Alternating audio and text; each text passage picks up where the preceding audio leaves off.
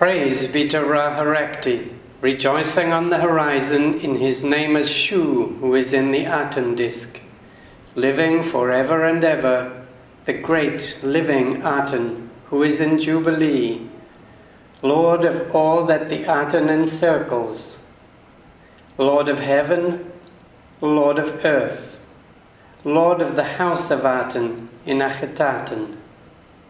And praise the King of Upper and Lower Egypt, who lives on truth, the Lord of the two lands, Nefer Cheparura Wa en Ra, the son of Ra, who lives on truth, the Lord of diadems, Akhenaten, long in his lifetime.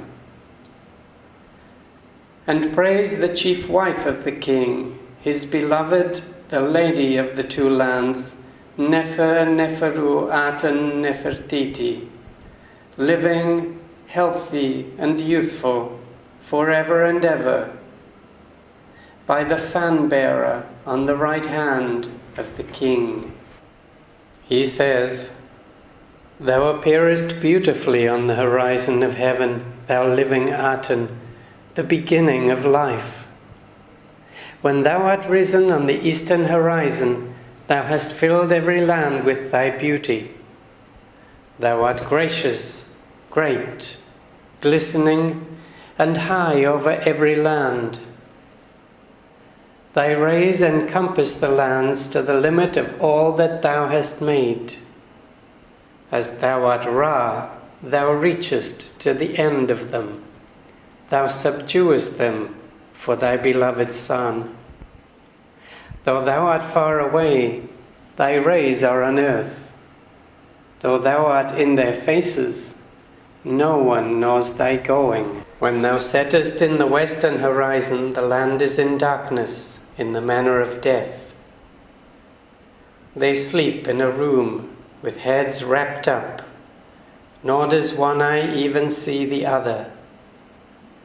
All their goods which are under their heads might be stolen, yet they would not perceive it. Every lion is come forth from his den. All creeping things they sting. Darkness is a shroud, and the earth is in stillness, for he who made them rests in his horizon. At daybreak, when thou arisest on the horizon, when thou shinest as the Aten by day, thou drivest away the darkness and givest thy rays. The two lands are in festivity every day, awake and standing upon their feet, for thou hast raised them up, washing their bodies, taking their clothing. Their arms are raised in praise at thy appearance. All the world, they do their work. All beasts are content with their pasturage. Trees and plants are flourishing. The birds which fly from their nests, their wings are stretched out in praise to thy car. All beasts spring upon their feet. Whatever flies and alights, they live when thou hast risen for them. The ships are sailing north and south as well, for every way is open at thy appearance. The fish in the river dart before thy face. Thy rays are in the midst of the great green sea. Creator of seed and women, thou who makest fluid into man, who maintainest the son in the womb of his mother, who soothest him with that which stills his weeping, thou nurse, even in the womb, who givest breath to sustain all that he has made.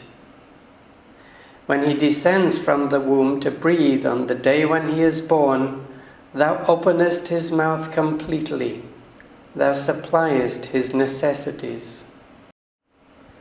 When the chick in the egg speaks within the shell, thou givest him breath within it to maintain him. When thou hast made him his fulfillment within the egg, to break it, he comes forth from the egg to speak at his completed time. He walks upon his legs when he comes forth from it. How manifold it is what thou hast made! They are hidden from the face of man. O sole God, like whom there is no other, thou didst create the world according to thy desire, whilst thou wert alone. All men, cattle, and wild beasts, whatever is on earth going upon its feet, and what is on high flying with its wings. The countries of Syria and Nubia, the land of Egypt, thou settest every man in his place. Thou suppliest their needs. Everyone has his food, and his time of life is reckoned. Their tongues are separate in speech, and their natures as well. Their skins are distinguished, as thou distinguishest the foreign peoples. Thou makest a Nile in the underworld. Thou bringest forth as thou desirest to maintain the people of Egypt, according as thou madest them for thyself, the Lord of them all, wearying himself with them, the Lord of every land, rising for them, the Aten of the day, great of majesty.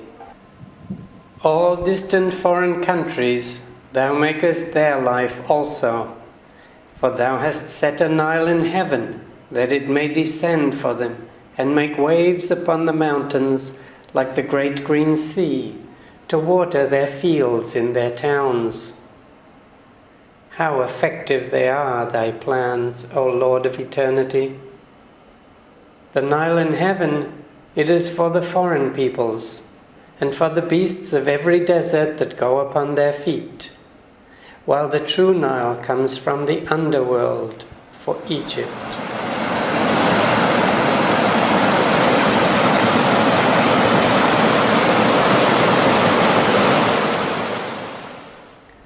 Thy rays suckle every meadow. When thou risest, they live, they grow for thee. Thou makest the seasons in order to rear all that thou hast made, the winter to cool them, and the heat that they may taste thee. Thou hast made a distant sky in order to rise therein, in order to see all that thou dost make.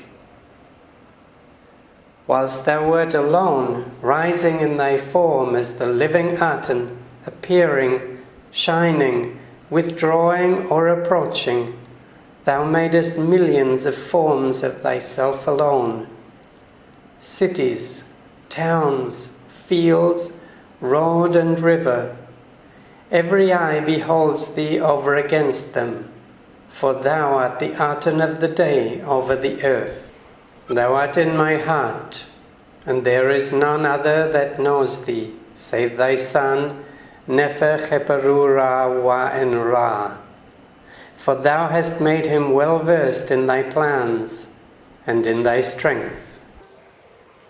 The world came into being by thy hand, according as thou hast made them.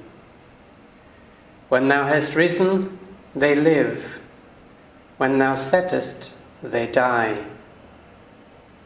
Thou art lifetime thy own self, for one lives only through thee. All eyes are fixed on thy beauty until thou settest. All work is laid aside when thou reposeth in the west.